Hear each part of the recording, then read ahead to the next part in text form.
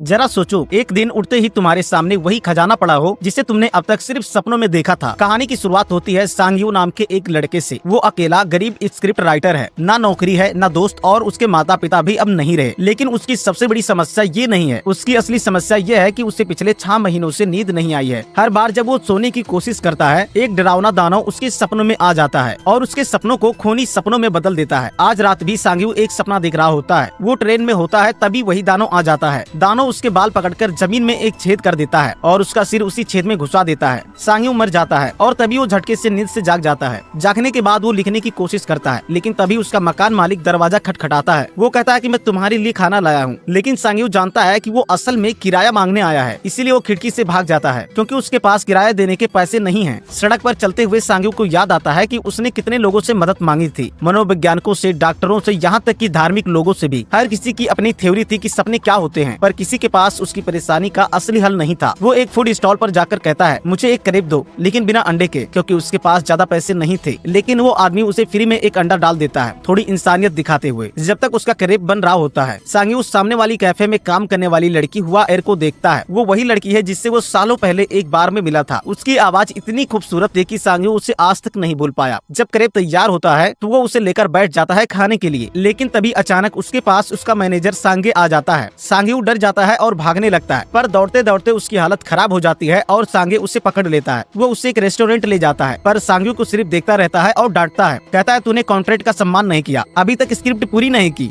सांग यू समझाने की कोशिश करता है कि मुझे नींद नहीं आती, मैं नहीं लिख पा रहा, लेकिन सांगे सुनता नहीं और कहता है 10 दिन में स्क्रिप्ट चाहिए वरना देख लेना। बाद में जब सांग यू अपने घर लौटता है तो देखता है कि उसका सामान बाहर फेंक दिया गया है। मकान मालिक ने उसे निकाल दिया है। वो एक कैफे में बैठकर लिखने की कोशिश करता है, पर भूख और थकान के कारण उसका सिर झुकने लगता है और वो सो जाता है। जैसे ही उसकी आंख लगती है, वो दानव फिर प्रकट होता है। इस बार वो सांग यू की गर्दन में जंजीर डाल देता है और उसका सिर टेबल पर पटक पटक कर मारने लगता है। एक बार फिर सांग यू भोर होते ही अचानक जाग जाता है, ठीक उसी पल जब उसके सपने वाला वो खुद मर जाता है। लेकिन इस बार जब वो होश में आता है तो देखता है कि उसका लैपटॉप चोरी हो चुका है। अब उसके पास ना नौकरी है, ना घर, और लिखने का जरिया भी चला गया। धीरे धीरे उसे लगने लगता है कि वो हकीकत और डरावने सपनों के बीच का फर्क भूल चुका है। निराश होकर वो अपने मैनेजर सांगे को एक संदेश भेजता है, मैं अब और नहीं झेल सकता, मैं अपने माँ बाप से मिलने जा रहा हूँ। मतलब वो खुदकुशी करने वाला है। सांग यू पास की एक ऊंची बिल्डिंग की छत पर चढ़ता है, जो ठीक हुआ के कैफे के सामने है। वो नीचे उसे काम करते हुए देखता है और धीरे धीरे छत के किनारे पर कदम रख देता है। वो अब कूदने ही वाला होता है, तभी अचानक वही करीब वाला आदमी वहाँ आ जाता है। हाथ में खाना लेकर कहता है, भाई फ्री में खा लो। वो सांग यू के साथ बैठ जाता है छत पर। सांग यू खाते हुए अपनी जिंदगी के दर्द बताता है और वो आदमी उससे एक बेहद सीधा पर गहरी बात कहता है, मेरे तो और सपनों के बारे में हर किसी की अपनी सोच होती है, लेकिन एक बात याद रखना, जब अगली बार वो दानव आए और तू डरने लगे तो खुद से कहना, मैं सपना देख रहा हूँ। बस इतना कहने से तू उस बुरे सपने से निकल पाएगा। रात ढलने तक सांग यू वहीं बैठा हुआ एर को दूर से निहारता रहता है। फिर पेट भरने के लिए वो अपना मोबाइल बेच देता है ताकि कुछ पैसे मिल जाए। वो एक कन्वीनियंस स्टोर जाता है जहाँ कुछ चीजें चुराने का सोचता है, लेकिन फिर नोटिस करता है कि दुकानदार उसे ध्यान से देख रहा है, तो वो अपना इरादा बदल देता है। स्टोर के बाहर वो बैठकर खाना खा ही रहा होता है कि अचानक हुआ एर उसके पास आ जाती है। तुम बड़े परेशान लग रहे हो, तुम ठीक हो ना? सांग यू हैरान रह जाता है, इतनी खूबसूरत मुलाकात अचानक, ये सच नहीं हो सकता। और तभी उसे सच्चाई समझ आती है, वो हुआ एर नहीं, वही दानव है। दानव मुस्कुराते हुए उसे पकड़ लेता है और कांच की दीवार की तरफ धकेलने लगता है। बाहर से देखने पर दुकानदार को ऐसा लगता है जैसे सांग यू को कोई पैनिक अटैक आ गया है, लेकिन असल में दानव अपनी तलवार निकालता है और उसे आर पार घोंप देता है। सांग यू कांच तोड़ते हुए हवा में उछल जाता है, मगर तभी उसे करेब वाले की सलाह याद आती है। वो खुद से कहता है, मैं सपना देख रहा हूँ, और अचानक वो जाग जाता है। पर अब एक झटका और, जब वो आँख खोलता है तो खुद को असल जिंदगी में उसी टूटे हुए कांच से गिरते हुए पाता है। वो घायल नहीं है,